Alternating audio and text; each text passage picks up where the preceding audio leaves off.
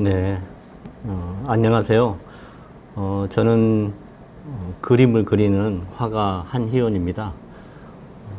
얼마 전에는 그 이방인의 소멸하는 제 그 첫 시집을 냈어요. 그래서 아마 화가이기도 하고 이제는 뭐 시인이라고 불러도 될 것 같습니다. 요즘 참 힘드시죠? 우리가 겪어보지 못했던 이 포스트 코로나 시대 때 이렇게 단절된 정말 좋아하는 사람하고 그리운 사람들을 만나지 못하고 이런 답답한 그런 일상생활을 몇 달씩 이렇게 영위를 하기 때문에 참 힘든 부분이 많은 것 같습니다. 요즘 계절도 저같이 이렇게 그림을 그리고 이런 사람한테는 이렇게 여름하고 가을로 접어드는 이 중간 사이가 굉장히 힘들게 하는 것 같아요. 그 힘든 것하고 설레인 그런 감정, 가을이 오는 설레임과 또 이렇게 그 계절이 변화되는 미묘한 것이 한꺼번에 오기 때문에 감정적인 사람들은 이 즈음에 그 계절의 변화가 우리들한테 설렘과 힘듦을 동시에 주는 그런 느낌의 그런 나날입니다. 그래도 우리들한테는 희망이 있기 때문에 그 희망을 잘 바라보면서 살아가야 되지 않을까 생각이 듭니다. 저는 요 몇 년 사이에 두 번의 고립을 이렇게 느꼈어요. 작년에 제가 조지아라는 나라에 트빌리시에 가가지고 혼자 한 10개월 정도 아무도 모르는 그리고 언어도 통하지 않는 지역에 가서 혼자 그림을 그리고 시를 쓰는 그런 생활을 했습니다. 정말 눈을 뜨면 하루 종일 말 한마디 없이 조그만한 그 골방 같은 작업실에서 작업을 하고 오후에는 혼자 트빌리시 아무도 모르는 그런 거리를 걸었던 기억이 나네요. 그것은 예술가들은 자기 삶이 너무 급박하고 바쁘고 자기 영혼의 어떤 셈이 메말라 갈 때는 혼자만의 그런 고독한 시간을 통해서 자기 영혼의 어떤 셈이 다시 끄집어내는 그런 작업을 합니다. 그래서 많은 예술가들은 자기가 있는 공간을 떠나서 홀로 있는 시간을 가졌을 때 많은 작품이 나오게 됩니다. 베토벤도 숲속을 혼자 걸으면서 많은 악상을 이렇게 떠올렸고요. 빈센트 반 고흐도 자기 생애의 마지막 살았던 2달 살았던 그 오베르시르르아르라는 그런 프랑스 파리에서 좀 떨어진 그런 데서 2달간 생활을 했는데 거기서 작업할 때 거의 사람들 눈에 띄지 않는 옴팍하고 한적한 그런 데서 그림을 그렸거든요. 아마 그런 공간을 통해서 고흐가 자기만의 그런 내면적인 그림을 그리지 않았는가 생각을 합니다. 근데 이렇게 자기가 스스로 원해서 당하는 고립의 길도 있지만은 최근의 고립은 자기가 의대하고는 상관없이 또 자기만의 고립이 아닌 세상 사람 모두가 당하는 고립이기 때문에 그 고립의 고통이 훨씬 심한 것 같습니다. 이러한 정말 우리가 만나보지 못한 이러한 시기 때 예술가들은 어떤 생각으로 그림을 그려야 될까 하는 그런 고민을 요즘 많이 해봅니다. 예술가들은 뭐 자기 스스로의 감정에서 나오는 것을 자기 만족에 의해서 작업은 하거든요.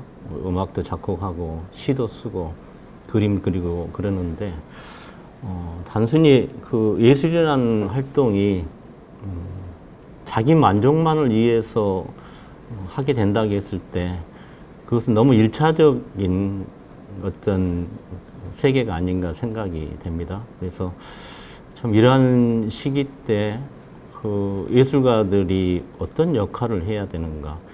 자칫하면 무기력한 그런 상황에 빠져들 수도 있습니다. 그래서 공연도 막히고 화가들이 그림을 그려도 전시장이 마음대로 올 수도 없는 이런 시기 때, 그리고 많은 사람들이 정신적인 이런 고통 속에 또 어떤 고립의 이런 시간대, 예술가들이 어떤 생각으로 자기 세계를 표출하고 작업을 해야 될 것인가 하는 그런 그 철학적인 그런 고민들이 아마 저뿐만 아니고 많은 예술가들이 하고 있는 고민일 것이라고 생각합니다.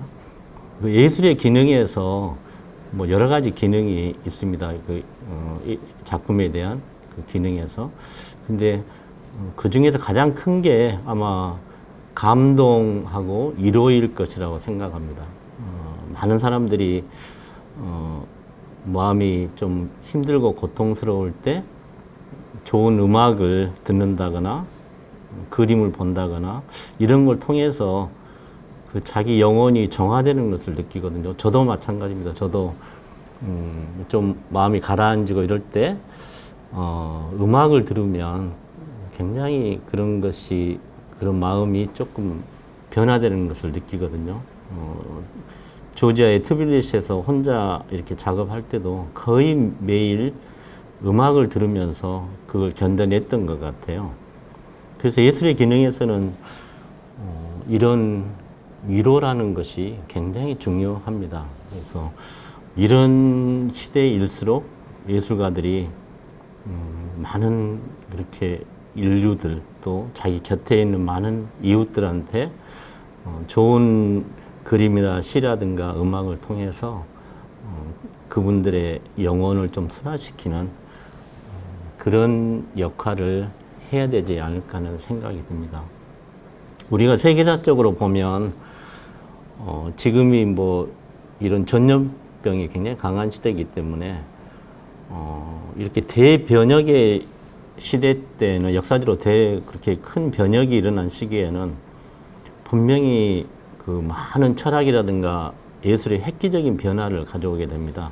그리고 그런 선구자들에 의해서 역사가 새롭게 또 변모되는 걸 느끼고, 그걸 뒷받침해 주는 것은 그런 선구자들 힘만으로는 되지 않고, 그걸 영향받은 수많은 시민들에 의해서 이제 이렇게 세계가 변화가 되죠. 지금은 그 우리가 코로나 시대를 맞고 있는데 이 전염병에 의해서도 세계가 굉장히 큰 변화가 있었다고 합니다. 로마가 이렇게 멸망하게 된 것도 여러 가지 이유가 있겠지만은 그 동로마 시대 때 창궐했던 그 시대 전염병이라든가, 그 전에 그 선사 시대라든가 고대 시대에도 어떤 한 도시가 급작스럽게 그 사라지게 된 것을 지금 이렇게 발굴해서 DNA를 보면 그 시대에 창궐했던 우리가 알지 못한 어떤 병군에 의해서, 전염병에 의해서 이렇게 한 도시가 사라지는 그런 것을 보게 되고, 유럽에서도 페스트라든가 스페인 독감, 뭐 천연두, 콜레라 이런 것에 의해서 그 시대의 한 역사가 변화되는 것을 느끼게 됩니다. 그래서 그때는 이제 뭐 이렇게 전염되는 것이 그 지역만 한정되어 있었는데, 유럽이면 유럽 이렇게 되는데, 지금 워낙 뭐 교통망이 발달되어 있기 때문에 그 전파라는 것이 세계적으로 동시에 일어나는 이런 현상이 있기 때문에, 이런 세대 때 철학이라든가 또 정치라든가 우리 예술 이런 부분에서 이 시대를 변화시키는 아주 바람직한 방향으로 변화시킬 수 있는 아마 그런 역할이 굉장히 필요한 시대라고 생각합니다.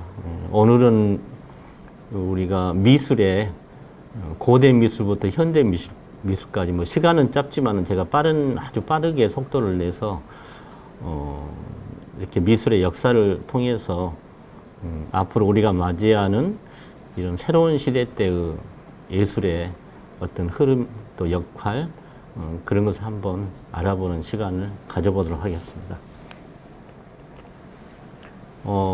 이렇게 예술은 아주 오래 전부터 그 예술은 있었습니다. 그러니까 선사시대, 그러니까 고대 시대 전에 원시인들이 살았던 그런 시대에도 뛰어난 그런 묘사력이 뛰어난 작품들이 있었거든요.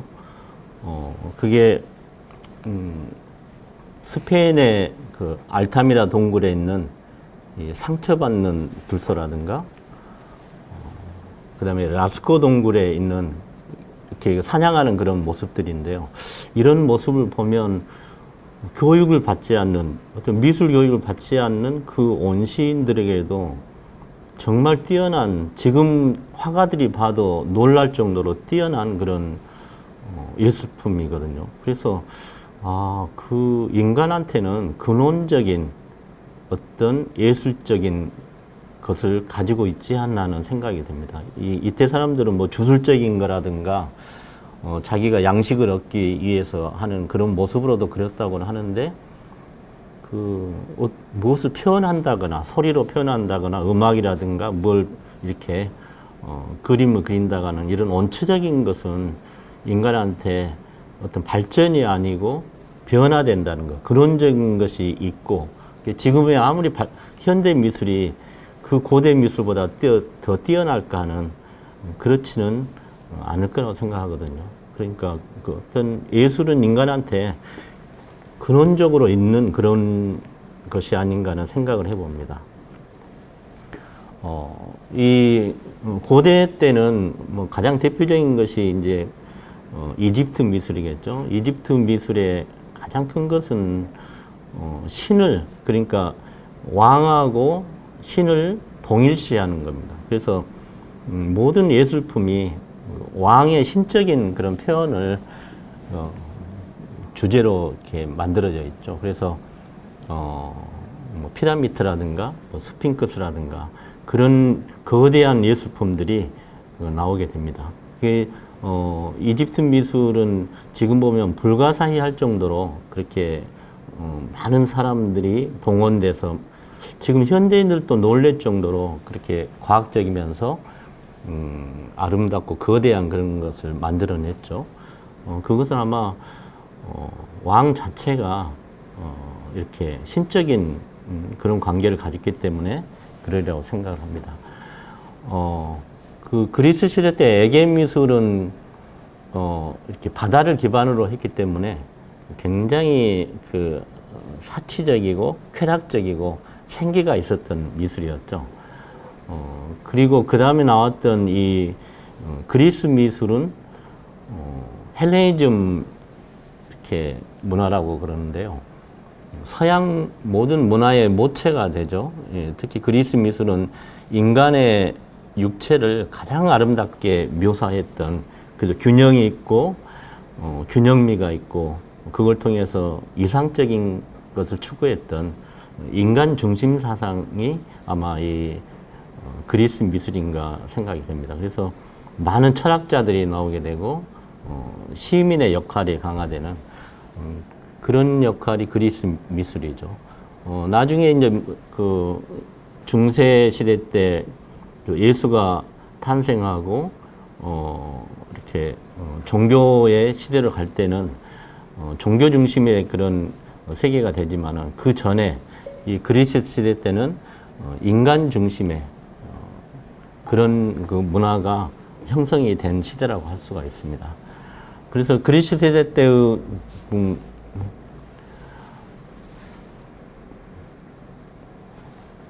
모든 조각품이라든가 이런 형태를 보면 가장 아름다운 인간의 그 형태를 나타내고 있죠. 그래서 온반 던지는 사람이라든가 밀로의 비너스, 니케 이런 걸 보면 정말 아름다운 인간의 이상적인 그 균형미를 가지고 있죠. 이 로마 시대 때는 그리스가 이제 로마가 이 세계를 이렇게 지배를 한 시대 때는 어떤 힘에 의해서 그런 문화가 형성이 되는데, 그렇지만 로마는 어떤 정신적인 문화가 부족했기 때문에 그리스의 문화를 받아서 자기의 문화로 형성을 많이 했었죠. 그래서 이 로마 시대 때는 그리스의 어떤 영향으로 많이 이루어졌다고 할 수 있습니다. 근데 그런 로마가 세계를 지배하는 이런 시대 때 굉장히 큰 변혁이 일어나게 되는데요. 거기에는 그 중심에는 그 예수의 탄생이 있습니다. 예수의 탄생은 예수로 인해서 이 세계사가 급변하게 되는 그런 역할을 하게 되는 거죠. 그래서 로마가 국교로 기독교를 이렇게 삼은 다음부터는 모든 문화나 예술이 종교로 편입이 되게 됩니다. 그래서 중세 시대를 다른 말로 하면 암흑 시대라고도 그렇게 이야기를 하는데요. 그것은 아마 모든 과학이라든가 인문학적인 요소가 전부 다 사라지고 모든 문화나 어떤 예술이 종교에 기결되기 때문에 그런 학문이 멈춰져 버리는 그런 일을 겪게 되죠. 그래서 중세를 암흑시대라고 그렇게 표현을 하게 되는데요. 그래서 중세 로마 제국에 몰락한 이후에 이렇게 14세기 르네상스 전까지를 보통 중세라고 그렇게 하죠. 그리스도교가 세계를 지배했던 그런 시대인데, 그때는 비잔틴 문화 그리고 로마네스크 고딕 형식의 그런 종교적인 형태의 건축물이라든가 이런 것이 발달을 하게 됩니다. 고딕은 우리나라의 그 교회라든가 교회에서도 많이 그런 건축물이 발달돼서 이렇게 끝에 뾰족한 형태의 그런 고딕 건축이 많고, 스테인드 글라스가 그때 굉장히 유행이었죠. 로마네스크는 건축물이 피사의 사탑이라는 것을 생각을 해보면 되는데요. 창문이 적고 빛이 이렇게 스며들듯이 들어와서 굉장히 엄숙한 그런 분위기를 나타내는 그런 경우가 이 로마네스크 미술이라고 할 수가 있죠. 그래서 초기 기독교 미술을 보면 이런 스테인드 글라스라든가 이런 형식이 많이 발달되고 이렇게 성화가 많이 지금 그려져 있는 걸 볼 수 있습니다. 그래서 노틀담의 대성당이라든가 이런 데 스테인드 글라스를 보면 정말 그 아름다움의 극치를 이루고 있는 그런 형식을 나타내죠. 그래서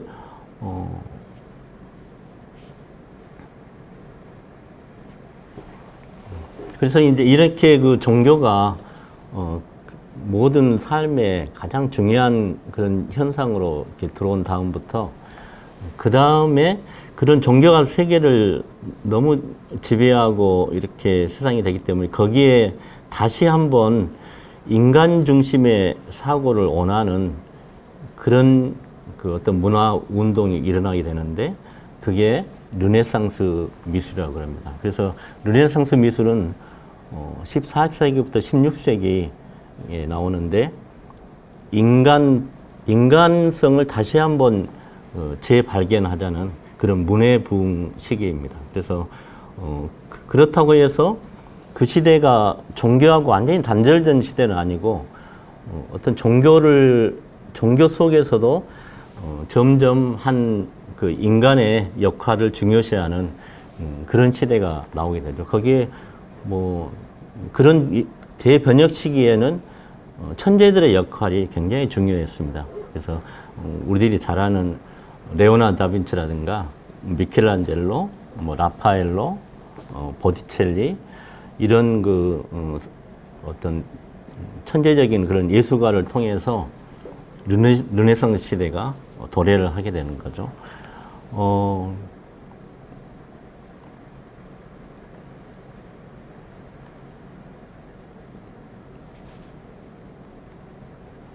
르네상스 시대 때 아마 대표적인 예술가라고 그러면 레오나르도 다빈치를 이야기를 하겠죠. 지금도 모나리자라는 그 루브르 박물관에 있는 작품을 보기 위해서 굉장히 많은 사람들이 박물관에 와서 모나리자 작품 앞에서는 정말 그 발 디딜 틈이 없을 정도로 많은 사람들이 모여 있게 되는데, 이 최후의 만찬이라든가 이런 걸 통해서 레오나르도 다빈치는 그 시대의 새로운 어떤 어떤 인간성을 만들어내게 됩니다.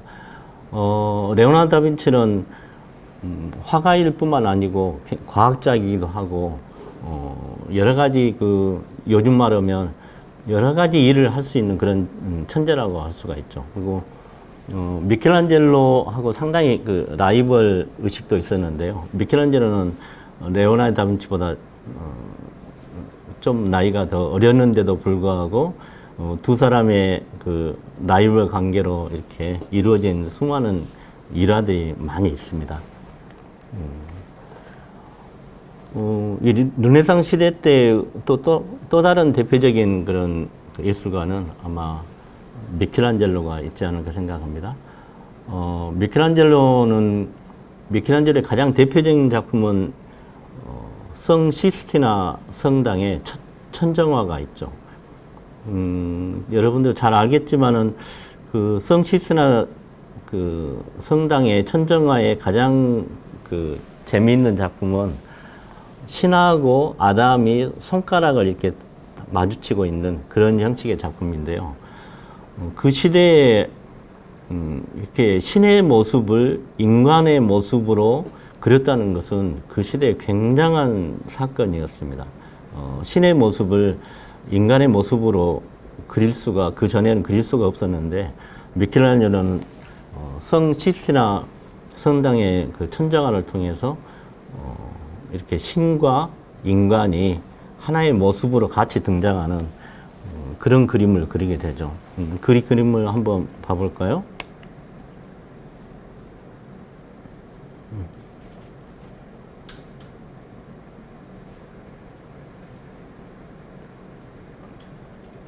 네, 여기 보면 미켈란젤로의 천지창조라는 그런 작품에 보면 아담하고 이렇게 신이 인간의 모습으로 해서 이렇게 손가락을 이렇게 부딪히고 있는 그런 모습을 볼 수가 있죠.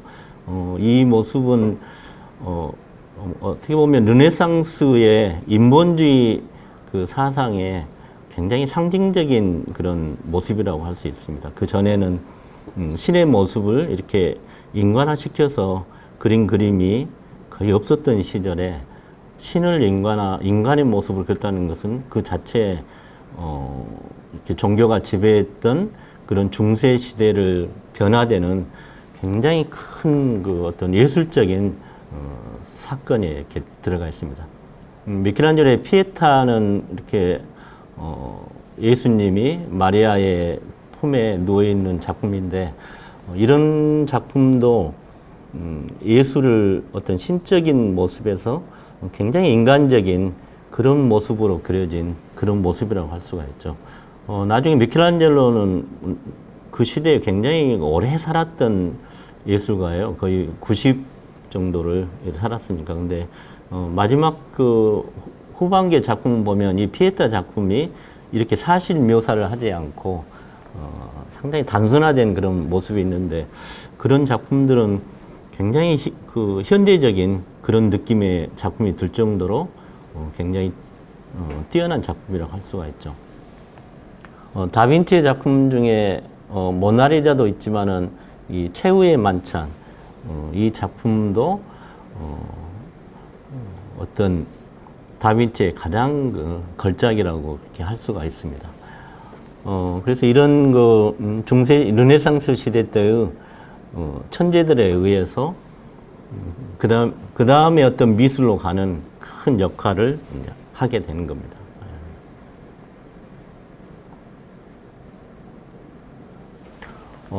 이런 중세 시대 때의 종교가 세계를 지배하던 시대, 그리고 인간적인 그런 다시 인간적인 그런 모습을 좀 해보가자는 인본주의인 르네상스 시대, 이런 시대를 거치면서 그 다음에 그 미술의 변화가 일어나게 되는데, 그 시대를 바로크하고 로코코 시대라고 하죠.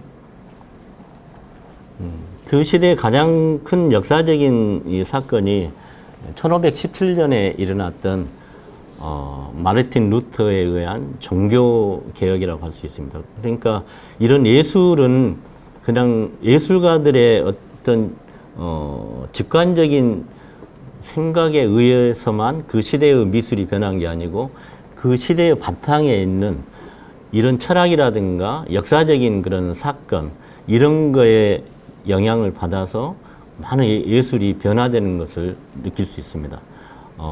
그러니까 종교가 지배를 하던 시대 때는 종교와, 그 다음에 거기서 벗어나서 인간적인, 그리스 시대 때 인간적인 그런 인본주의를 다시 한번 찾아가자는 그런 르네상스 시대, 그리고 종교개혁이라든가 그 어떤 프랑스 대혁명, 이런 시민운동에 의해서 어떤 한 개개인이 중요한 시대가 도래하게 되는 이런 사상이 있기 때문에 근대가 오듯이 종교개혁에 의해서 1517년에 이런 마르틴 루터에 의한 종교개혁이 일어나면서 종교의 힘이 약해지고, 종교의 힘이 약해지다 보니까 어떤 힘이 강화가 되냐면 왕권의 힘이 강화가 됩니다.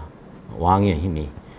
그러니까 교황이라든가 이런 그 신앙에서 벗어나서 점점 개개인의 어떤 그 국가를 장악했던 그런 왕들의 힘이 강화를 하게 되죠.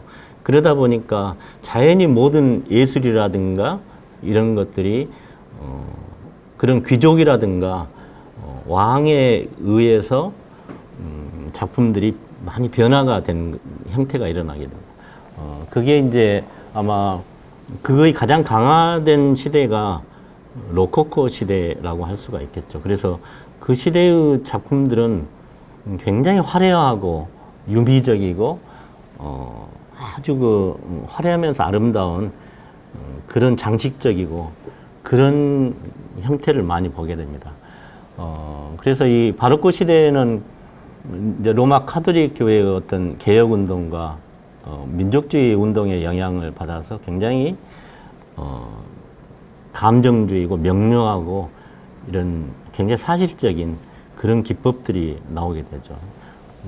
여기에는 뭐 카라바조라는 그런 그 화가가 있습니다. 그 카라바조는 어떤 주제를 이렇게 부각시키기 위해서 배경을 완전히 어둡게 하는 그런 기법을 만들어냈는데, 그런 기법에 의해서 그 다음에 나오는 화가들한테 굉장히 영향을 많이 미치게 됩니다. 그 작품을 한번 봐보죠. 그래서 이 렘브란트의 이런 야간 경비대 이런 거 보면 뒤에 배경이 굉장히 어둡고 그 앞에 있는 주제를 굉장히 강하게 이렇게 나오게 되는 걸 볼 수가 있죠. 그래서 이런 그 영향을 많이 그렇게 주게 되는 거죠. 베르베르의 진주 목걸이를 한 소녀. 베르베르는 평생에 그 작품을 많이 그리지는 않은 화가였어요. 이렇게 발견된 작품이 그렇게 많지는 않은 그런 화가인데, 그 몇 작품 가지고도 뭐 세계사적인 그런 화가로 명명이 되는 화가입니다. 그래서 이 바로크 시대의 작품들은 이렇게 굉장히 사실적이면서도 굉장히 아름답고 그런 느낌을 주죠. 로코코 시대에는 이 왕권이 점점 강화되면서 귀족과 왕과 귀족, 부르주아 중심으로 한 그런 아주 그림이 화려해지고 굉장히 장식적인, 그리고 프랑스를 중심으로 해서 일어났던 그런 미술 운동이라고 할 수가 있습니다. 거기에는 그 루이 왕조가 지미 국가라고 할 정도로 그렇게 왕권이 강화된 시대였기 때문에 베르사유 궁전 같은 경우를 보면 정말 그 화려함의 극치를 뭐 이루고 있다고 해도 과장이 아니죠.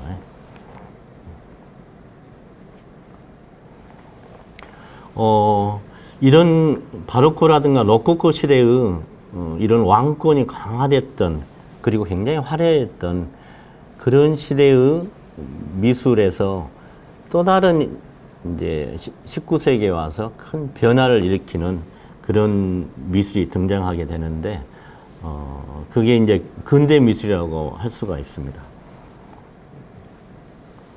근대 미술도 그런 미술이 나타나게 된 그런 배기에는 불란서 대혁명이라는 그런 큰 혁명이 굉장히 큰 역할을 하게 됩니다.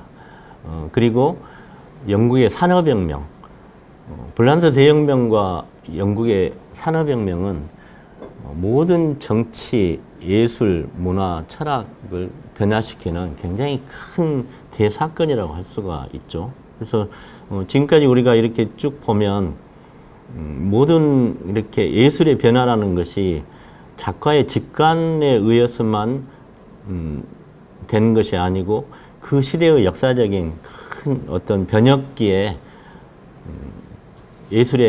예술가들이 그런 변혁기를 통해서 자기의 직관과 연관돼서 새로운 작업을 만들어내는 그런 것을 볼 수가 있죠. 그래서 19세기 미술에 들어와서는 이 불란서 대혁명이 어떤 예술가들한테 그 폭발적인 어떤 자기 일을 만나는 그런 역할을 하게 되는 걸 볼 수가 있죠. 그러니까 그 전에는 귀족의 요구에 의해서 아니면 왕의 요구에 의해서 그런 부르주아 형태의 요구에 의해서 작품을 많이 하게 됩니다. 음악도 어떤 사람의 어떤 주문에 의해서, 그림도 귀족들의 어떤 초상이라든가 그런 주문에 의해서 많이 하게 되는 그런 형식을 취했는데 불란서 대혁명은 귀족에 대항하는 시민 운동이라고 할 수가 있죠. 그래서 시민이라는 것은 나와 그다음에 너, 우리 이런 개개인의 삶이 중요하게 되는 그런 그 어떤 인문학적인 변화라고 할 수가 있거든요. 자연히 시민 개개인의 자유라든가 이런 것이 가장 추구하다 보니까 예술가들도 귀족들의 어떤 주문에 의한 그림보다는 자기 개인의 어떤 사고에 의한 그런 것이 움켜쥐게 되고 그런 작품이 나오게 됩니다. 그리고 이제 루이 왕조의 몰락 이런 것들이 그 서양 미술의 어떤 굉장히 큰 그러니까 그걸 통해서 현대 지금의 그 개개인의 극도로 개개인의 작품을 중요시한 현대 미술까지 연결이 되는 그 모티브를 제공하는 것이 바로 이 불란서 대혁명이라든가 영국의 산업혁명을 통한 19세기 근대 미술의 어떤 정신이라고 할 수가 있죠. 여기에는 굉장히 많은 화파들이 그 짧은 시간에 이렇게 많은 화파들이 발생을 하게 됩니다. 그러니까 르네상스 시대라든가 중세는 굉장히 몇 세기 동안에 한 정신이 그 유지를 하고 했다 그러면 이 근대에 와서는 그 100년 사이에 굉장히 많은 미술 사주들이 등장하게 되는 것을 볼 수가 있거든요. 이런 것은 그 어떤 작가들이 어떤 이즘도 중요하지만 어떤 시류도 중요하지만은 자기 개개인의 어떤 작품에 대한 그런 개개인의 생각들이 점점 중요한 게 되는 시대라고 할 수가 있습니다. 거기에 고전주의가 나오게 되는데요. 여기는 다비드하고 아마 앵그르가 두 화가가 아마 대표적인 화가입니다. 고전주의라니까 옛날 형식으로 되는 그런 것을 뜻하는 건 아니고요. 다시 신고전주의라고 생각을 하죠. 다시 옛날에 어떤 고전적인 작품을 다시 한번 공부하는 그런 흐름들이 생기게 됩니다. 그러니까 르네상스 시대 때 피렌체를 중심으로 해서 이렇게 르네상스가 나왔는데 그런 시대를 그런 작품들을 근대의 예술가들이 여행을 하면서 그 시대의 작품을 보고 다시 한번 이 근대의 그런 고전주의 정신을 한번 다시 한번 그런 표현을 해보자는 그런 의미로서 고전주의가 나오게 되죠. 이 다비드란 화가는 나폴레옹의 아주 그 총애했던 아주 대표적인 그런 화가가 다비드라는 화가였습니다. 그래서 이 다비드라는 화가의 가장 대표적인 작품은 나폴레옹 그 대관식이 있습니다. 그 정도로 나폴레옹이 총애를 했었죠. 그래서 그때 다비드 이 화가의 그 힘이 굉장히 나폴레옹이 총애를 했기 때문에 굉장한 힘을 가지고 있었습니다. 그래서 이 대관식 작품을 한번 보면서 이야기를 해보죠. 나폴레옹 1세의 대관식인데요. 두 번째 나오죠.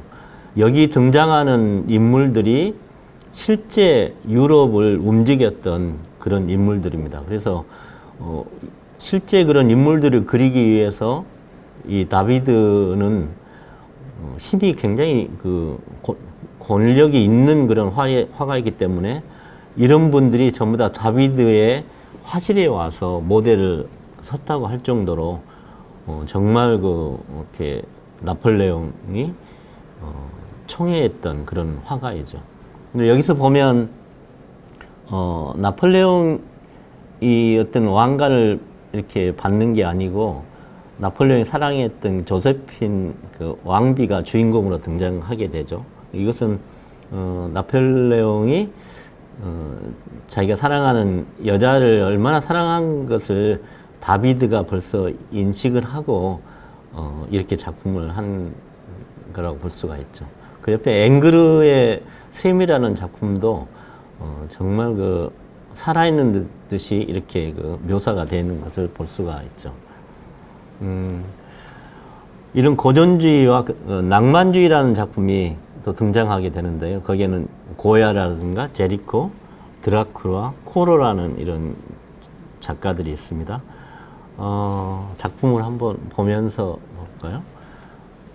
이 낭만주의의 뭐 대표적인 작품 중에 하나가 드라큘라의 민중을 이끄는 자유의 여인상이 있죠. 그 다음에 이런 작품들을 보면 고전주의 작품하고는 확연하게 틀린 걸 볼 수가 있습니다. 고전주의는 뭔가 좀 딱딱하고 엄숙하고 이런 느낌이 나는데 이 낭만주의인 드라큘라라든가 이 제리코의 작품을 보면 정말 인간의 감정이 극도로 표현되는 걸 볼 수 있습니다.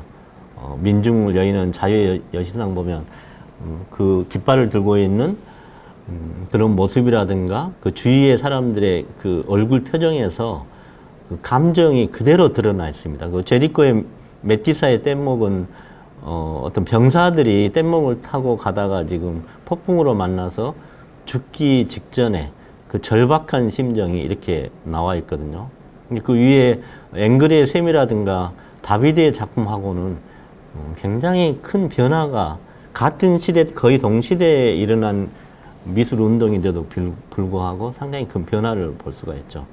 그 옆에 고야의 옷을 벗은 마에라든가 이런 낭만주의 시대 때의 작품들은 인간의 감정이 잘 드러나는 그리고 훨씬 더 감정을 더 드라마틱하게 표현하는 그런 걸 볼 수가 있죠. 그다음에 사실주의 작가들이 있는데요. 크루베하고 도미에 밀레라는 그 작가가 대표적인 작가인데 크루베는 뭐 유명한 말이 있죠. 나는 천사를 그리지 않는다. 왜? 나는 천사를 이제까지 보지 못했기 때문에. 이 사실주의라는 것은 있는 그대로 정밀하게 사실적으로 묘사하는 의미보다는 그 시대에 어떤 진실을 그려내는 그런 주의라고 할 수가 있죠. 그래서 뭐 리얼리즘이라고도 하는데요. 그래서 사실주의는 지금까지도 존재하는 그런 미술이 사실주의입니다. 그러니까 어떤 시대이든지 그 시대에 숨어있는 진실을 파헤치는 그런 미술을 그 사실주의라고 그러죠. 그래서 사실주의 작가들은 이 굉장한 그 고통을 많이 받죠. 어떤 그 시대의 어떤 독재자들한테라든가 이런데 대표적으로 탄압을 많이 받는 그런 예술가들이 이 사실주의 작가라고 할 수가 있습니다. 여기에 그 도미에라는 예술가도 그 화가도 그 3등 열차라는 작품이 있는데요. 가난한 시민들이 이렇게 3등 열차에 타가지고 가고 있는 그 굉장히 아픈 서민들의 모습인데 이런 모습을 많이 그렸죠. 그리고 사파를 그렸는데 그 시대의 그 왕의 얼굴에다가 이렇게 널판지를 걸쳐놓고 시민들이 세금을 들고 그 입속에 들어가는 이런 그림을 그려가지고 정신병원에 끌려가서 입원까지 했던 그런 일이 일어나게 되죠. 밀레의 그림도 보면 당대의 굉장히 그 가난한 사람들의 모습을 밀레의 그림은 우리나라의 뭐 만종이라든가 이삭준은 여인들 한번 작품을 보면서 봐보죠. 이삭준문 여인들 이렇게 만종이라든가 이렇게 굉장히 평화스럽고 아름다운 그런 풍경을 그렸는데 실제로는 그 시대의 가장 가난하고 그 힘든 그런 서민들의 모습을 그린 겁니다. 그래서 이 실제의 밀레의 만종도 이 밀레가 이 그림을 그리기 전에 이제 저녁에 일을 끝내고 이렇게 기도하는 모습인데 실제로는 그 전에 이 그림의 밑바탕에는 이 부부의 애가 이렇게 죽어가서 그걸 묻어 있는 그런 장면을 밀레가 그리려고 하다가 그걸 다시 지우고 이런 형태의 그림을 그렸다고 하거든요. 그러니까 단순히 밀레가 그렸던 이런 모습들은 평화로운 농촌의 모습이 아니고 그 시대에 가장 어려운 이삭을 죽고 먹고 사는 그런 서민들 그런 모습을 그렸다는 걸 볼 수 있습니다. 크루베의 뭐 안녕하세요 크루벳이라든가 이런 걸 보면 굉장히 사실적인 그런 그 시대의 어떤 진실 그런 것을 파헤치는 그런 것을 사실주의라고 그렇게 이야기를 하죠. 이 사실주의 이후로 나온 미술이 뭐 저희들이 뭐 많이 알고 있는 인상주의 이제 화파가 나오게 되죠. 인상주의는 미술을 일종의 약간 과학하고 접목시킨 그 미술이라고 할 수가 있습니다. 이 인상주의가 나오게 된 가장 중요한 역할은 또 사진기의 발명이 있습니다. 사진기가 발명됨으로써 그 시대의 화가들이 굉장한 그 쇼킹을 받았죠. 이거냐면 유일하게 자기들이 그릴 수 있는 초상화라든가 주문을 받아서 할 수 있는 이런 역할을 사진기가 대신 하게 됐거든요. 그래서 그림을 이렇게 사실적으로 그리는 거에 대한 젊은 화가들 사이에서 이렇게 사실적으로 그림만 그릴 것인가에 대한 어떤 회의 같은 것을 아마 느끼게 된 거죠. 그리고 그때 이제 과학이 발달되면서 이 빛에 의해서 색채가 변화되는 이런 색채학이 나오게 되고 이러면서 화가들이 이 빛을 어떻게 그림에다 접목시킬까 하는 그런 고민을 하게 되고 그래서 그런 생각을 가진 몇 명의 화가들이 모여서 빛에 의해서 시시각각으로 변화되는 그러니까 사진기로는 찍을 수 없는 빛에 의해서 변화되는 그런 자연이라든가 그런 모습을 그리게 되죠. 이게 이제 인상주의인데요. 거기에 대표적인 화가들은 마네, 모네, 르누아르, 드가, 시슬레, 피사로 이런 화가들이 있습니다. 근데 처음에 인상주의가 이렇게 나오게 될 때는 어떤 미술 평론가가 이게 좋은 말로 쓰지를 안 했고 굉장히 호평을 하면서 이걸 썼어요. 그래서 이 젊은이들의 작품은 그 전에 그 진지한 예술에서 그 예술이 주는 진지한 어떤 느낌이 전혀 없다. 순간적으로 뭐 이렇게 순간적인 느낌을 이렇게 경솔하게, 경박하게 표현한 뭐 인상만을 그린 것 같다. 이렇게 신문에 혹평을 했는데 그 인상을 이 젊은 이런 마네나 모네, 르누아르 이런 예술가들이 그 인상을 자기의 화파의 명칭으로 이렇게 만들게 된 거죠. 그래서 상당히 그 반항적인 뭐 젊은이들은 어느 시대에나 새로운 걸 추구하는 반항적인 또 그것이 새로운 예술을 만들어내는 역할을 하는데요. 그 인상주의 시대 때도 이런 화가들에 의해서 그 전에 진지하고 엄숙한 이런 어떤 그림에서 빛에 의해서 변하는 그런 그림을 이제 만나게 되는 거죠.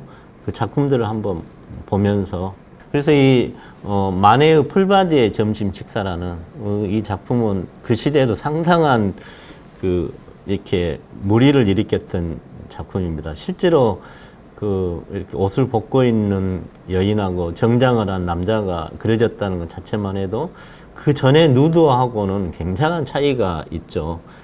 그래서 이게 그 어떤 살롱전에서 출품을 해가지고 그 낙선을 해서 그 이렇게 당선된 작품 건너편에다가 그 전시를 했던 낙선전이라는 굉장히 유명한 그렇게 세계적인 그런 전시회죠. 낙선전람이라는 그런 전시에 출품된 그 시대에 굉장히 쇼킹적인 그런 물의를 일으켰던 뭐 마네의 풀바디의 식사. 그 다음에 이 모네의 해돋이라는 작품은 그 인상파의 어떤 가장 효시적인 작품이라고 할 수가 있죠. 이게 그 전에의 작품을 한번 봐보면요. 이 시대의 앵그르 셈이라든가 밀레의 이삭중 여인들, 만종, 뭐 드라큘라 이런 작품하고 또 뭐 렘브란트라든가 뭐 베르메르, 벨라스케즈 뭐 이런 작품하고 이 모네의 해돋이라는 작품을 보면 정말 작품이 많이 변했구나 하는 것을 우리가 느끼게 됩니다. 근데 이 해돋이라는 작품은 지금 보면 그 인상주의적이고 굉장히 아름다운 작품이었는데 그 시대의 이렇게 예술 이렇게 애호가들이 봤을 때 와, 이건 쇼킹적인 그림이었을 거라고 생각해요. 뭐 거의 완성하지도 않은 것처럼 미완성처럼 순간적으로 확 이렇게 피치를 해가지고 햇볕이 나는 이 그림은 어떤 그 인상주의에 못 들어갈 수 있는 작품인데 그 전의 작품하고 비교를 해보면 정말 대단한 변화라고 할 수 있습니다.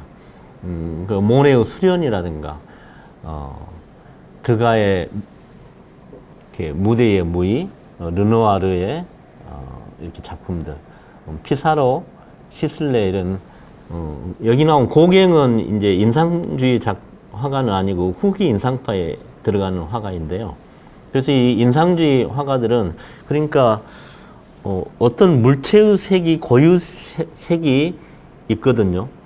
푸른색은 푸른색, 어떤 색이 고유색이 있는데 햇빛을 받으면 그 고유색이 변화가 됩니다. 그래서 분명히 녹색으로 된 화병인데 강렬한 햇빛을 받으면 그 녹색이 하얗게 보이거든요. 그 빛을 받는 것은. 그래서 옛날 화가들은 그 녹색을 햇볕이 받아도 녹색으로 그렸는데 인상파에 와서는 그것을 과감하게 빛에 의해 변화되는 완전히 다른 색채로 그림을 그리게 되죠. 그리고 그러다 보니까 야외 스케치를 하게 됩니다. 밖에 나가서 이렇게 햇볕이 내리쬐는 그리고 변화되는 그런 풍경들을 그리게 되는 거죠. 그래서 이 인상주의의 화가들에 의해서 그림의 그런 역할로 인해서 그 다음에 나오는 후기 인상파, 뭐 신인상주의 이런 그림들이 나오게 됩니다. 여기서 신인상주의 화가들은 세라하고 시라크라는 이제 예술가들이 있는데요. 이 두 화가들은 그림을 더 색채 분화를 더 이렇게 강하게 한 작품들입니다. 그러니까 이 화가들이 썼던 그 기법이 병치 혼합이라는 그런 기법이 있습니다. 그러니까 어떤 색과 어떤 색을 이 팔레트 안에서 화가들이 두 색을 섞어버리면 그 두 가지의 가장 깨끗한 색이 섞어졌기 때문에 탁해지거든요. 아무리 어떤 색을, 하얀색을 많이 섞어도 선명하지는 않고 탁해집니다. 그게 요즘 말하면 파스텔 색인데요. 이렇게 많이 섞어가지고 하얀색을 많이 섞어버리면 굉장히 뿌연 그런 색이 나오는데 명도, 그러니까 밝아지긴 하지만은 그게 탁해지거든요. 그런데 화가들이 이제 이렇게 인상파 화가들은 그림을 그렇게 탁한 느낌이 들게 하는 것을 조금 싫어했기 때문에 어떻게 하면 더 선명하게 그릴까 생각하다가 혼합을 하는데 색을 혼합하지 않고 점을 무수히 많이 찍으면 우리 눈에서 시각 이렇게 혼합되는 그런 효과가 일어나는데 그걸 병치 혼합이라고 그러거든요. 그러니까 이렇게 화폭에다가 빨간색을 무수히 많이 찍고 그 사이에다가 청색, 푸른색을 많이 찍으면 섞어지지 않았는데 멀리서 보면 보라색으로 보이거든요. 근데 그 보라색이 빨간색하고 청색을 섞어버릴 때 나타나는 색보다 훨씬 더 선명한 그런 보라색이 나타납니다. 그래서 이 신인상주의는 굉장히 색채를 더 과학적으로 만들어낸 그런 화가들인데, 뭐 대표적인 작품은 세라의 그랑자테 1515라는 저희들 많이 알고 있는 작품이죠. 작품을 한번 봐보죠. 이 작품인데요. 그랑자트 섬의 1515 세라의 작품인데, 이 작품은 자세히 보면 많은 점을 찍어서 그림을 완성했다는 걸 볼 수가 있습니다. 그래서 실제로 캔버스에서 팔레트에서 색을 섞어서 칠하는 것보다 훨씬 선명하게 나타내는 걸 볼 수가 있죠. 이런 신인상파가 세라하고 시나크에 의해서 이렇게 색채 과학법으로 등장을 하게 됩니다. 신인상주의 다음에 나온 화파가 이 후기 인상주의입니다. 후기 인상주의는 우리 현대 미술에 가장 큰 영향을 미친 대표적인 화가들이 이렇게 있는 데가 이 후기 인상주의라고 할 수가 있죠. 우리가 음악에서도 지금 베토벤이 탄생 250주년이어서 클래식 방송에 베토벤이 굉장히 많이 나오게 되는데, 베토벤의 위대한 점이 그 음악에서도 위대한 점이긴 하지만은 어떤 귀족이라든가 왕권 이런 것에 벗어나서 음악을 자기화, 자기 내면의 세계를 이렇게 음악으로 표현했던, 그러니까 어떤 고전주의에서 좀 벗어나서 이렇게 어떤 현대로 가는 굉장히 큰 자기의 어떤 영혼을 음악으로 표현하려고 노력했던 그런 음악가가 베토벤이거든요. 그것처럼 미술에서도 그 전에 어떤 현상이라든가 인상파처럼 뭐 빛을 그린다거나 신인상파처럼 그 빛을 더욱 강하게 하기 위해서 점을 찍어서 혼합했다거나 이런 것이 아니고 자기 개인의 내면의 자기 감정을 표현하려고 했던 그런 미술이 후기 인상파였고, 그 다음에 나오는 현대 미술은 정말 개개인이 자기 화파를 만들 정도로 많은 화파들이 나오게 되는데, 그런 역할의 현대 미술의 다리 역할을 하는 그런 대표적인 그런 화가들이 이 후기 인상파 화가들입니다. 그래서 우리들이 너무 잘 알고 있는 빈센트 반 고흐라든가 폴 세잔, 그 다음에 폴 고갱, 이런 화가 세 사람을 후기 인상파라고 그러죠.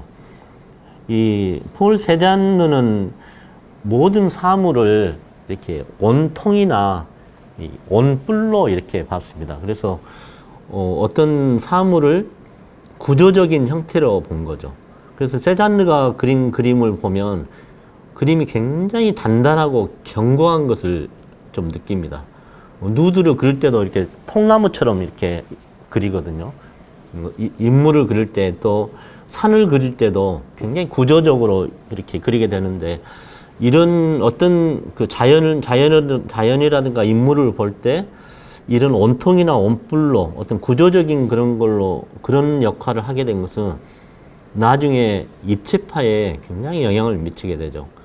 피카소라든가 브라크 이런 입체파에 굉장히 영향을 많이 미치게 되고, 고흐는 정말 그 모든 풍경 인물을 그릴 때 특히 풍경에서는 그 풍경 자체를 통해서 그 풍경을 사실적인 묘사가 아니고 자기 자신의 내면적인 그런 모습을 그리게 됩니다. 그래서 고흐의 그림을 보면 거기에 빨려 들어갈 정도로 우리가 그런 느낌을 받는 것은 고흐 자신의 영혼의 그런 모습을 가장 극적이고 가장 처절하게 표현을 했기 때문에 보는 사람들이 고흐의 어떤 영혼 속으로 빨려 들어가는 느낌이 나거든요. 그래서 어떤 한 작품을, 그러니까 작업을 하는 그런 과정에서 대상을 중요한 게 아니고 그 대상을 통해서 자기화를 그렸던, 자기를 그렸던 이런 예술은 그 다음에 현대 미술에 굉장히 영향을 미치게 되고 특히 표현주의에 영향을 많이 미치게 됩니다. 그리고 이 고갱은 뭐 고흐하고 동시대 그런 화가죠. 고흐하고 고갱은 굉장히 둘이 그 절친한 관계이면서도 나중에 그 둘이 이렇게 싸움까지 하고 헤어지게 되는 그런 역할을 하게 되는데, 고흐는 굉장히 그 목사님 아들로 태어나서 뭐랄까 좀 가난한 사람들을 많이 생각하는 그런 예술가였어요. 그래서 그 시대에도 많은 예술가들이 공동체 생활을 꿈꿨죠. 그래서 가난한 예술가들이 같은 마을에서 살면서 그림도 같이 공유하고, 아마 지금 말하면 화가들 조합, 노동조합이라기보다는 화가들의 조합 같은 그런 것을 꿈꿨던 것 같아요. 그래서 그림이 잘 팔리는 화가들은 그 그림 팔리는 것을 조금 가난한 화가들한테 나눠주는 그런 것도 꿈꿨던 것 같아요. 그래서 고흐가 자기가 살면서 그런 걸 꿈꾸다가 그 시대에 자기보다 훨씬 더 유명한 화가였던 고갱한테 도움이라기보다는 같이 살면서 그런 자기가 생각하는 이상적인 그런 화가들 촌을 생각을 했는데, 이 성격이 극단적으로 다른 이 두 화가가 같이 산다는 것은 굉장히 큰 슬픈 그런 운명을 예고를 하게 되는 거죠. 고흐가 이렇게 전혀 이름도, 아니, 고갱이 고흐처럼 전혀 이름도 없는 화가하고 같이 살려고 했던 것은 고흐의 동생 테오의 역할이 컸죠. 그때 테오는 그림을 상당히 많이 팔아주는 그런 화상이었기 때문에 고갱도 아마 테오의 부탁을 거절을 아마 못했을 겁니다. 그래서 고흐한테 와서 같이 살면서 둘이 크리스마스 이브날 굉장히 큰 싸움이 벌어지고, 고흐는 이렇게 자기 길을 이렇게 뭐 완전히 절단한 건 아니었다고 그럽니다. 이렇게 면도칼로 확 그어서 어느 부분을 떨어진 그 살점을 가지고 그날 밤에 고갱이 애인으로 생각했던 그런 여성한테 가서 그걸 던져주고 오는 그런 참 일이 일어나게 되는 거죠. 그래서 고흐의 삶 자체는 이렇게 극적인 삶만큼 그 작품 세계에도 자기의 어떤 그 마음의 상태가 그대로 드러나는, 그러면서도 굉장히 작품이 뛰어난 그런 세계를 가지고 있죠. 이제 후기 상파는 이 세 사람에 의해서 그 다음에 나오는 현대 미술의 다리 역할을 하는 그런 굉장히 중요한 그런 화가들이라고 할 수 있죠. 그 다음에 뭐 샤갈, 모딜리아니, 위틀리오, 로트렉, 앙리 루소 같은 화가들은 어떤 화파에 잘 속하지 않는 자기 세계를 구축한 그런 화가들입니다. 샤갈은 유태인으로 러시아에서 태어났죠. 그래서 그 자기 마을의 그 어떤 전설처럼 내려온 신화가 동물들하고 인간이 같이 사는 그런 그 설화들이 많아서 이 샤갈의 그림에는 그런 동물들하고 같이 지내는 그런 모습들을 많이 볼 수가 있죠. 그림을 보면서 한번 볼까요?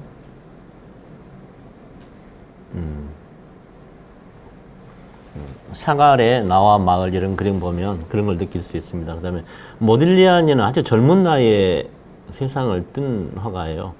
아마 역대 그 화가들 중에서 가장 잘생긴 화가 이렇게 설문조사를 하면 1위가 거의 대부분 모딜리안이라고 나올 정도로 굉장히 잘생긴 그런 화가 있는데 몸이 좀 병약했죠.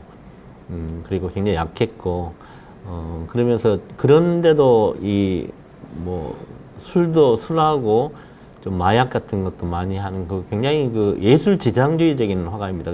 대표적인 그 몽마르트 거리에서 가장 술을 많이 마신 화가가 위틀리오하고 모딜리안인데 위틀리오는 나중에 굉장히 부유한 여성하고 결혼을 해가지고 그림이 굉장히 그 아주 아름답게 이쁘게 그린 화가로서 이렇게 많이 이렇게 좋은 그런 그림들이 많이 그리게 되는데 모딜리아니는 아주 젊은 나이에 병으로 죽게 되고 모자를 쓴 잔느라는 이 모딜리아니가 사랑하고 결혼했던 자기 부인입니다. 근데 잔느는 굉장히 그 좋은 집안의 딸이었어요. 그래서 그리고 지금 말하면 아마 장군의 딸일 정도 됐는데 그 집안에서 굉장히 반대를 많이 했죠. 모딜리아니하고 결혼한 거에 대해서. 근데 잔느는 모딜리아니를 너무 사랑하기 때문에 결혼했고 모딜리아니가 죽고 나서 한 이틀 후인가 그 임신한 채로 2층에서 뛰어내려서 자살을 하게 됩니다. 그래서 참 그 비운의 그런 화가인데 죽고 나서 뭐 그 모딜리안 작품은 굉장한 큰 호평을 받게 되죠.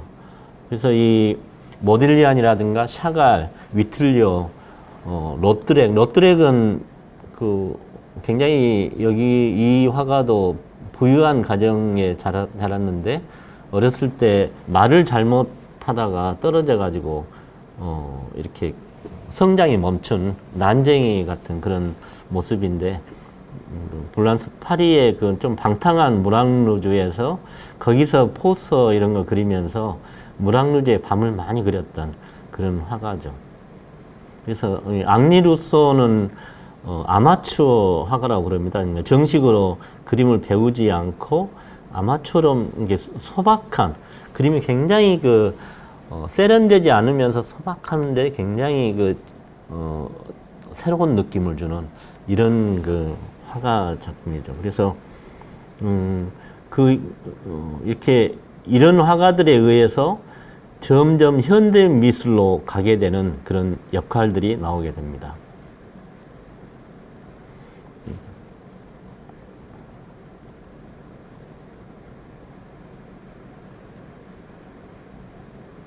여기 보면 좀 전에 제가 이야기했던 폴 세잔의 빅토리아르 산이 나오죠. 이 산을 보면 그냥 산이 능선이 부드러운 게 아니고 자세히 보면 거의 구조적으로 탁탁 끊어진 느낌이 나거든요.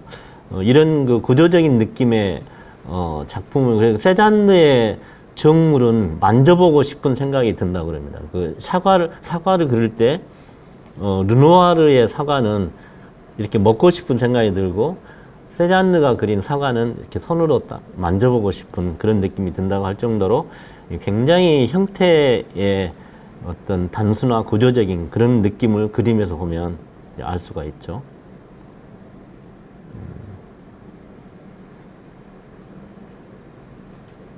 여기에 그 세잔네 그림도 보면 이렇게 옷이라든가 이런 탁자 같은 것도 거의 구조적으로 이렇게 상당히 그런 모습의 그런 부드러운 것보다는 아주 튼튼한 그런 건축물 같은 느낌의 그런 걸 볼 수가 있죠. 이런 작품들에 의해서 그 옆에 나오는 피카소의 후안 그리의 그런 초상이 이런 입체파적인 것이 영향을 받았다는 것을 우리가 이렇게 보면 알 수가 있죠. 그래서 이제 이런 근대 미술에서 드디어 우리가 살고 있는 현대 미술로 이렇게 옮기게 됩니다. 이 현대 미술에서 이제 초반부의 역할을 한 파가 야수파라고 해요. 야수파. 거기에는 뭐 여러분도 잘 알고 있죠. 뭐 마티스 같은 그런 화가가 있죠. 야수파의 마티스의 작품은 그 시대에도 굉장히 큰 어떤 그 센세이션을 일으켰는데요. 마티스의 작품을 보면 그 온근감이 거의 없습니다. 그러니까 바닥의 어떤 이렇게 모습이나 저 뒤에 있는 벽의 모습이 멀고 가깝고가 아니고 거의 같은 장식적인 그런 느낌이 나거든요. 그래서 그 시대의 미술 평론가가 마티스의 작품을 보고 아, 당신 그림은 야수처럼 그림을 그려 이렇게 말을 했다고 해요. 그래서 이런 파들의 이름이 어떤 뭐 굉장히 심각한 철학적인 과정을 거쳐서 이름이 정해진 경우도 있지만은 그때 많은 시대의 어떤 이름들이 이런 어떤 언어에 의해서도 많이 만들어지죠. 인상파가 신문에 나오는 뭐 순간 인상만 그려서 하고 그렇게 말하는 걸 가지고 자기들이 인상파로 썼다거나 와, 당신의 그림은 야수처럼 그렇게 그린 것 같다고 하는 이런 거에 의해서 뭐 야수파가 나왔다거나 이런 상당히 재미있는 거죠. 마티스 그림을 한번 봐보죠. 마티스의 춤이라는 작품이 있죠. 이건 뭐 초창기의 그림은 아닌 것 같네요. 나중에 마티스가 이렇게 눈이 많이 상하고 그래서 직접 붓으로 많이 못 그리고 이렇게 어려서 그림을 많이 그렸는데 이 그림은 그런 그림은 아니지만은 상당히 초반기 작품은 아닌 것 같네요. 르누아르도 굉장히 이렇게 몸이 안 좋아서 팔에 이렇게 지금 말하면 루마티스 이런 것이 화가들한테 많이 있었던 것 같아요. 그래서 그림은 그리고 싶은데 붓을 못 잡기 때문에 이렇게 붓을 묶어 가지고 그리고 그래서 르누아르 그림도 후반기 그림에는 이렇게 굉장히 그림들이 묘사가 자세하지 못하는 걸 볼 수가 있는데요. 이 마티스 그림도 굉장히 이렇게 단순하면서도 강렬한 그런 것을 볼 수가 있죠. 마티스나 브라멘크. 그 다음에 입체파는 좀 더 제가 세잔느를 설명하면서 이야기하면서 아마 이야기했던 것 같아요.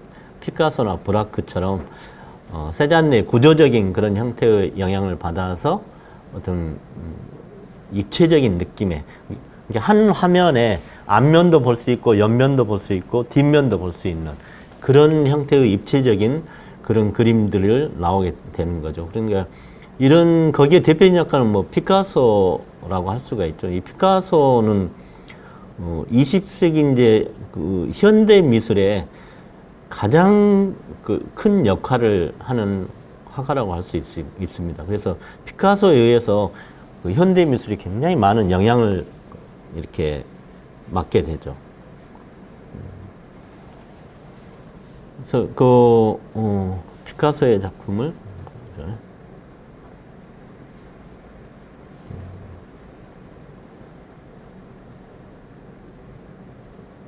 피카소의 여기는 안 나오는 가장 대표적인 작품이 아비뇽의 아가씨라는 그런 작품이 있습니다. 그 작품은 피카소의 입체파의 최초의 작품이라고 할 수 있는데 거리의 여인들이 있는 모습을 굉장히 파괴적으로 입체적으로 표현한 작품이죠. 지금 뉴욕 근대미술관에 소장되어 있는 작품이죠. 그 다음에 표현주의가 있습니다. 여기에는, 자기 자신을 극적으로 표현했던 고어의 영향을 받은 작품입니다. 그래서, 코코슈코라든가, 키리너, 끌레, 이런 사람 작품은, 이전에 낭만주의의 어떤 감정 표출이 심한 낭만주의 작품처럼 현대에 와서 자기 자신을 극적으로 격렬하게 표현한 그런 작품들이 이 표현주의적인 작품이라고 할 수가 있죠. 여기 대표적인 작품이 여기 코코슈커라든가 뭐 키리너 이런 작가들이라고 할 수 있습니다. 심조용주의. 심조용주의는 이 몬드리안의 그 화가가 있습니다. 몬드리안을 칸딘스키하고 가장 대조적으로 이야기하는 추상의 역과 추상을 이제 그림 속에 도입한 그런 화가들입니다. 그래서 몬드리안은 그림을 이렇게 기하학적인 선으로 구조적으로 기하학적으로 해서 색깔을 분할해서 칠하는 이런 형식이고, 칸딘스키는 추상을 굉장히 감정적으로, 그래서 이 표현주의하고 서로 맥락을 이어가는 거죠. 극렬하게 자기 감정을 표현했던 표현주의 작가의 작품을 추상화시켰던 그런 작품이어서 이 추상표현주의 작가의 대표적인 작가들이 칸딘스키라고 할 수 있죠. 칸딘스키는 굉장히 음악적인 작가라고도 합니다. 칸딘스키의 일화가 뭐 있는데요. 칸딘스키 어떤 그림을 그려가지고 여행을 갔다가 자기 화실로 들어와 보니까 자기가 생전 처음 본 너무너무 좋은 그림이 바닥에 떨어져 있는 거예요. 그래서 자세히 봤더니 자기가 그린 그림이 바닥에 떨어져 갖고 거꾸로 있는 거였어요. 그래서 그림이라는 것이 여기 칸딘스키가 나오네요. 그림이라는 것이 결코 사실적인 묘사만 했다고 해서 좋은 그림이 아니고 자기 감정을 선이라든가 색채 이런 걸 표현해서도 충분히 작품이 된다는 것을, 그런 추상이라는 작품이 나오게 되는 거죠. 잭슨 폴록은 미국의 작가죠. 이 사람은 거대한 그런 큰 작품을 많이 했는데 바닥에다가 이렇게 뿌려가지고 거칠게 이렇게 자세히 묘사한 것보다는 수많게 뿌리고 하는 그런 작업을 통해서 만든 작품입니다. 그래서 이 추상주의의 미국의 그 서양화 현대 미술이 미국이 역사가 짧기 때문에 특히 미술에서는 유럽이라든가 이런 데 비해서 많이 뒤떨어진 역할을 많이 했었는데, 현대에 와서 굉장히 강력한 그런 국가의 그 힘을 바탕으로 해서 현대 미술에서는 미국이 굉장히 많은 두각을 나타냅니다. 거기에 대표적인 작가가 이 잭슨 폴록이에요. 그것은 잭슨 폴록의 일화를 보면 미국의 국가적인 그런 어떤 시스템에 의해서 이 작가를 키워냈다는 그런 이야기도 나오거든요. 그래서 이 현대 미술에서 점점 유럽에서, 그 전에 거의 대부분 서양의 흐름은 유럽을 중심으로 했다 그러면, 현대에 와서는 막강한 힘을 가진 미국에 의해서 현대 미술이 많이 옮겨가는 것을 볼 수가 있습니다. 그래서 그 다음에 나오는 팝아트, 앤디 워홀이라든가 라우센버그, 리텐슈타인, 제니퍼 존슨이라든가 이런 현대 미술의 그런 작품들은 거의 미국에 의해서 움직이는 걸 볼 수가 있죠.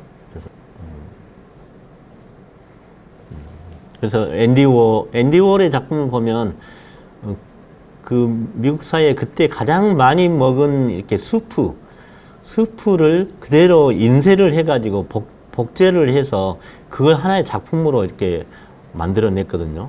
지금 보면 뭐 이것도 예술품이라고 할 수 있는가 할 정도로 그 시대에는 생각이 됐는데, 이런 대중화된 기계 문명이 발달되고 자본화되고 이렇게 세상이 급속도로 과학화되고 대중화되면서 이런 가장 대중적인 그리고 그걸 대중적인 어떤 대상을 가장 대중적인 인쇄를 통해서 대량 생산, 그러니까 미술품도 대량 생산이 가능한, 그래서 수많은 사람들한테 이렇게 소장하게 하는 그런 일들이 일어나게 되고, 여기에 대표적인 그런 일을 시도했던 작가가 앤디 워홀이라고 할 수 있습니다. 그래서 앤디 워홀은 지금도 우리가 실제 작품을 많이 접할 수 있는 게 이런 판화라든가 복제품을 통해서 세계적인 미술관을 많이 보냈기 때문에 앤디 워홀 작품을 쉽게 볼 수가 있죠. 리히텐슈타인의 행복한 누명, 이건 우리가 뉴스를 통해서도 많이 본 그 약간 일러스트레이션, 만화라든가 이런 걸 이용해서 했던 그런 작품이고, 제니퍼 존스는 미국의 성조기를 가지고 이렇게 만든 이런 건데, 이런 작품들은 전부 다 그 현대 미술에서 팝아트 계통입니다. 팝아트 계통의 미국을 중심으로 한 그런 미술, 현대 미술을 이렇게 발현시키는 가장 큰 역할을 했던 그런 계통의 미술을 할 수 있죠. 그 옆에 그 마르셀 딥상의 셈이라는 작품이 있습니다. 그 딥상의 LH5Q라는 작품이 있는데, 이 딥상은 다다이즘에 속해 있는 화가이죠. 다다이즘 있죠. 마르셀 딥상이라는 작가가 있는데, 딥상이란 그 시대에 뉴욕에서 남자의 소변기를 벽에다 부착해 놓고 가장 깨끗한 셈이라는 작품을 붙였어요. 그래서 이게 그 시대에 풍기문란으로 해서 경찰에 아마 끌려갔다는 일화가 있는데요.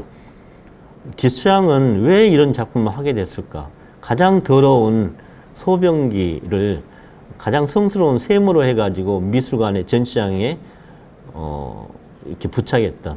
실제 이건 어떤 물건을 가지고 전시를 한 거거든. 자기가 이걸 뭐 조각으로 뜬 게 아니고 실제 상품을 가지고 이렇게 한 건데, 여기에는 그 인간 이성에 대한 그 고발이랄까 그런 정신이 들어 있습니다. 그러니까 뭐 1차 세계대전, 뭐 세계대전 이런 걸 통해서 많은 예술가들이 인간이 만든 과학 문명에 대한 회의를 많이 느꼈습니다. 이런 무기를 통해서 수많은 사람들이 죽어가는 이런 것을 보면서 인간이 가지고 있는 이성이 정말 올바른 것인가 하는, 이렇게 파괴하고 전쟁을 통해서 선량한 시민들이 죽어가는 이런 모습을 보면서 충분히 가질 수 있는 예술가들의 생각이라고 할 수 있겠죠. 그래서 그때 중립국이었던 스위스의 많은 예술가들이 모여서 이런 고민을 하게 돼서 만들어낸 그런 그 유파가 다다이즘이라고 합니다. 그래서 이렇게 남자 소변기를 직접 부착을 한 것은 인간이 가지고 있는 이성을 다시 한번 생각해 보자, 이런 의미를 가지고 있죠. 그 LH5Q라는 것은 그 레오나르도 다빈치의 르네상스 시대 때, 그러니까 인본주의를 추구했던 가장 뛰어난 천재였던 그 레오나르도 다빈치의 작품 중에서도 가장 대표적인 그런 모나리자는 작품에 그 카이잘 수음을 붙여서 약간 조롱하듯이 하는 이런 작품은, 이 작품도 마찬가지로 인간이 가지고 있는 이성에 대한 경고, 반성, 이런 의미를 가지고 있습니다. 이 LH5Q의 의미는 그녀의 엉덩이는 뜨겁다라는 의미가 있다고 그래요. 그래서 이 작품을 통해서 인간의 그 이성을 얼마나 조롱하고 반성하고 다시 한번 생각하는 이런 의미가 있는 작품이라고 할 수 있습니다. 그래서 이런 예술가들의 작품들은 시대가 변화할수록 획기적인 변화를 가지고 있는데, 이런 그 시대를 이끈 작가들은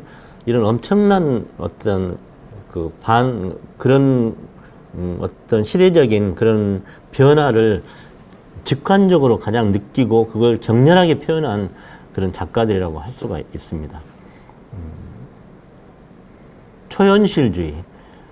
초현실주의는 그 시대에 이제 그 정신 분석학이 굉장히 많이 나오게 됩니다. 프로이트라든가 융이라든가 이런 그 철학자에 의해서 꿈을 다시 한번 해석하게 되는 이런 것들이 나오게 되는데, 이런 영향을 받아서 나온 예술가들이, 화가들이 그런 초현실주의 화가들이죠. 그래서 인간 내면에 어떤 깊숙하게 들어있는 어떤 내면의 세계를 끄집어내서 초현실적인 그런 세계를 그렸던 그런 화가들이죠. 에른스트 미로, 달리, 마그리트, 이런 작가들의 작품은 일반 그렇게 시민들은 뭔가 잘 이해가 되지 않으면서도 누구나 자기 정신적인 내면을 가지고 있기 때문에 그런 세계를 한 번쯤 꿈에서 봤고, 그런 것을 내면에는 그런 느낌으로 이렇게 바라보는 그런 누구나 가지고 있어서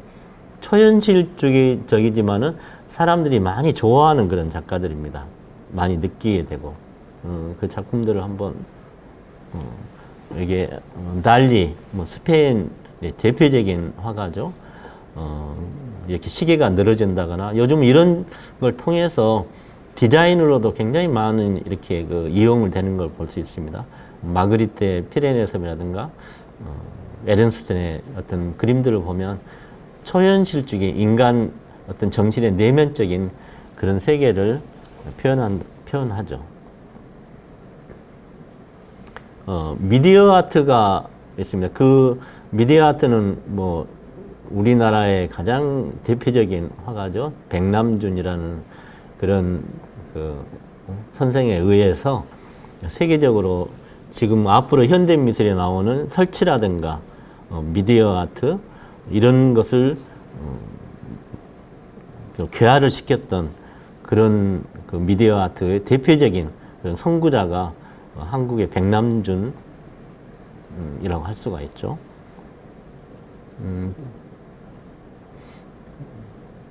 피카소의 아비뇽의 처녀들이 이렇게 중간에 보이고 게르니카라는 작품도 보이네요. 게르니카는 이렇게 스페인 내전 당시 나치군에 의해서 스페인의 게르니카 지역이 완전히 그 폭격을 당해서 그걸 피카소가 그린 작품인데 이게 이 작품이 처음에는 그 뉴욕에 미국에 있다가 피카소가 유언으로 스페인이 완전히 다시 민주국가가 됐을 때는 다시 자기 조국으로 보내달라고 해가지고 지금은 이렇게 스페인에가 이 작품이 있죠. 아비뇽의 아가씨들 작품 아까쯤에 못 보여드렸는데 여기 최초의 피카소의 입체파적인 작품 이렇게 거리의 여인들의 모습을 이렇게 아프리카의 어떤 영향도 원시 미술의 영향도 많이 받았다고 그러죠. 나온 작품입니다. 그래서 이 백남준의 1984년 1월 1일에 그 굿모닝 미스터 오일이라는 저도 이 시대를 기억을 하거든요. 뉴욕과 파리를 연결해서 세계 그 통신망으로 이 TV를 통해서 모든 인류가 바라보고 있는 상황에서 한 지구 전체가 위성을 통해서 예술적 행위를 바라봤던 아주 센세이셔널한 그런 그 미술 작품이었습니다. 그러니까 어느 한 공간에서 작품을 미술관에서만 바라보는 그런 게 아니고 TV라는 공간을 통해서 그 매체를 통해서 전 인류가 한꺼번에 그 작품을 보게 되는 이런 획기적인 그런 사건이 굿모닝 미스터 오일이라는 작품이었죠. 이걸 통해서 백남준은 미디어 아트의 최고의 선구자가 되고 그 이후에 나오는 20세기, 21세기 미술에 또 굉장한 큰 영향을 미치게 됩니다. 그래서 요즘 나오는 그 현대 미술의 설치라든가 미디어 아트가 전반적으로 많은 그 이렇게 주류를 이루게 되는데 예술 자체는 끊임없이 그 시대의 역사적인 사건, 그 시대의 어떤 문화, 그 시대의 과학과 밀접한 관계가 있기 때문에 그 특별한 예술가들의 직관에 의해서 일반 시민들, 일반 사람들은 상상할 수 없는 그런 세계로 이끌어 나가거든요. 그래서 지금은 이제 이 시대 자체가 앞으로 어떻게 변할 것인가는 너무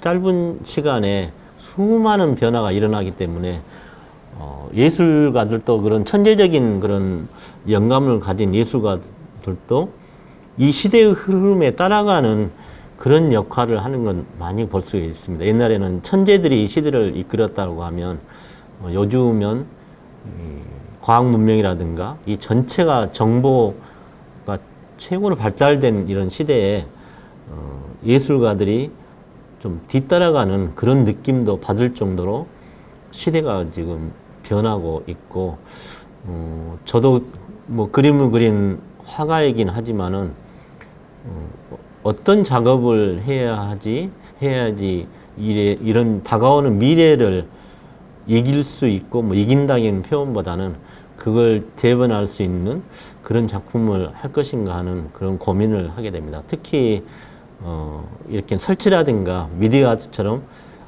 과학이라든가 이런 걸 이용한 그런 미술이 아니고 회화 작품을 위주로 한 화가들의 고민은 갈수록 좀 커가고 있는 거죠. 그렇지만은 이 회화 작품은 뭐 수천 년 동안 지속되어 온 어떤 것이기 때문에 이렇게 현대 미술과 붓을 그림을 통해서 하는 그런 미술은 끝까지 가면서 서로가 보완하면서 우리 인류들한테 예술을 통해서 감동과 어떤 새로운 그 시대의 느낌을 전달하고 그런 거라고 생각을 합니다. 그래서 앞으로 다가오는, 그리고 지금 현재 우리가 있는 이러는 코로나 시대 때 많은 예술가들이 이런 시대에 많은 시민들한테 위로와 좀 감동을 줄 수 있는 그런 것을 고민하고 있고, 앞으로 다가오는 시대 때의 미술을 또 예술을 어떠한 방향으로 설정해서 잡을 것인가 하는 것은 많은 예술가들이 고민하고 있는 그런 일입니다. 그래서 이런 예술을 통해서 많은 시민들이 위로를 받고 어떤 영혼의 안식처를 하는 그런 바람을 지금 가지고 있습니다. 뭐 선사시대부터 현대까지 어떻게 보면 엄청나게 오랜 그런 역사를 뭐 2시간도 안 된 시간에 하려고 하니까 제가 굉장히 벅차고, 또 미술 이론가가 아니고 화가가 이렇게 미술 이론적인 것을 한다니까 굉장히 좀 벅찬 그런 기분이었는데, 그래도 많은 도움이 됐으면 하는 바람입니다. 예, 감사합니다.